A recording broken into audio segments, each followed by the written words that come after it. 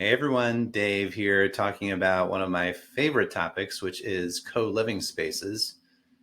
So let's start with what is co-living.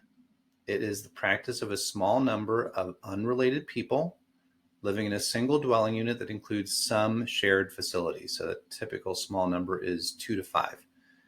Best way to visualize it, college living for adults. If you've been to college, you know you're in there with other people. You may or may not have your own private bedroom even. In fact, you usually don't.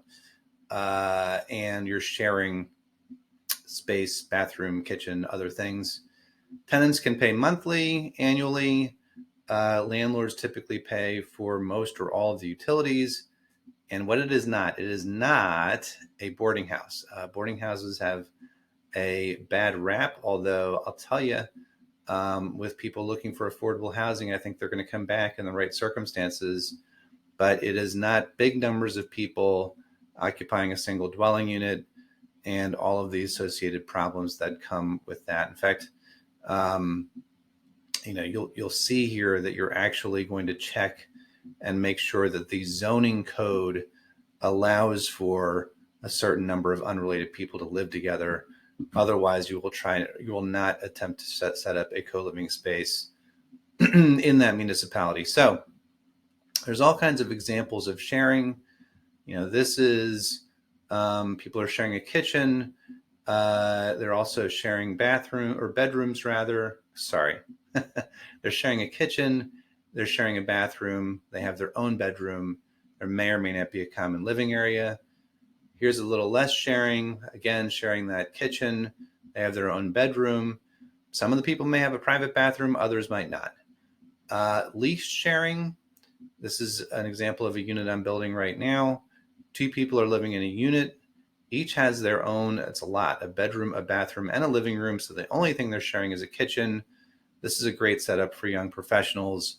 They want to live close to things, but don't want the high price tag associated with it. Just by way of example, these will be 1-bedroom units.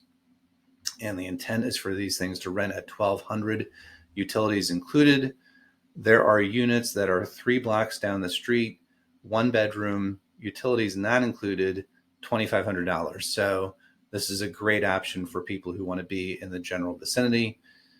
Some examples of co-living space. I'm going to skip this one. It's basically shared living area, kitchen. This door should be over here. Private bathrooms, bedroom, private bathroom. So sharing this central area.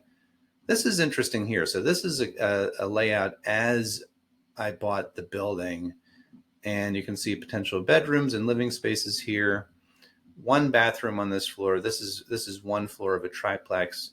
Stairs going down to the basement. Bilcos that can also be put on the basement. So you can see some early renderings.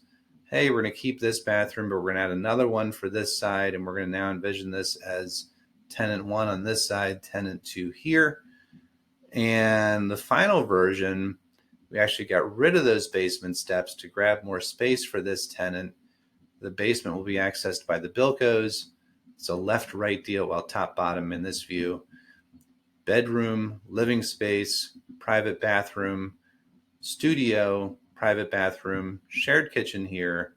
Got to get a little creative. And this bathroom, we wanted to add a larger shower. And so we ended up moving the sink outside of the bathroom. If it's a couple living here, it actually can be preferred in many ways, because one person can be in the shower, another person can be getting ready at the sink. So it's not bad from that standpoint. Advantages. This can be much more profitable. I'll show that in the next presentation. Vacancy. If you've got 1 vacancy in a duplex, it's 50% of your tenant base. If you have 3 tenants on each floor of a duplex, 6 co-living spaces total, and you have 1 vacancy, that's only 17%. You can also serve tenants at a lower price point that may need it. So lower or fixed income tenants, returning citizens coming back from a felony, neurodiverse tenants, etc. How many people can live together? So most municipalities will clearly spell out, and we're going to look at this on the next slide, how many unrelated people can share a dwelling unit. It's typically 3 to 5. You'll find it in the zoning code. Thank goodness these 1,000-page documents, that's not that many, but it can be hundreds. of pages. They are typically keyword searchable. You can type in family. It's not going to be the first hit in all likelihood, but you'll eventually get to the definition. You'll see here that the typical format of these definitions is here's what it is when people are related. We're going to skip that.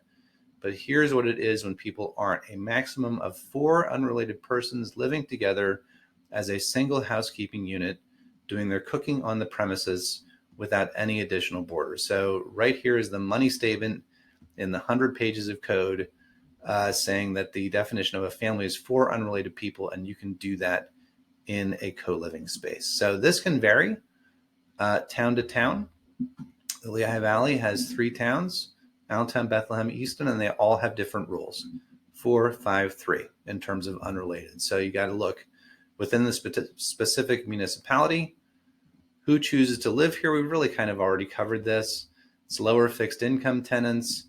They're looking for everything to be included, utilities, cable, Wi-Fi, fully furnished, on-site laundry. Younger people, they're going to bring their own stuff. They're going to bring their own cable packages. You'll probably want to give them a private bathroom to be competitive with what's out there for them in this space.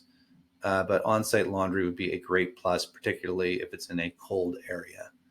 Special needs, we talked about that. Great housing for these groups for a variety of reasons. How is a dwelling unit defined? Very important as you're thinking about rehab. So they all have to have a bathroom. Very important for a variety of reasons, but can typically only contain 1 kitchen. And that's, if you think about a duplex with 3 co-living spaces per floor, 6 total, you can't put 6 kitchens in there. It's a fire hazard. So all of the tenants are going to need to share that 1 kitchen. Now, you can mitigate that a little bit, or actually a lot in some cases, with a small dorm fridge, microwave, and cooktop in their rooms. If you're furnishing it, you can put all of these things in there. If it's for younger professionals, you can put a shelf in there that a dorm fridge can roll under, a microwave can sit on top of, and they can prepare some food in the unit. So that is it for this half of the co-living presentation. We'll get into the math and other considerations in part 2. If you have questions, let me know. Otherwise, have a great rest of the day. Take care.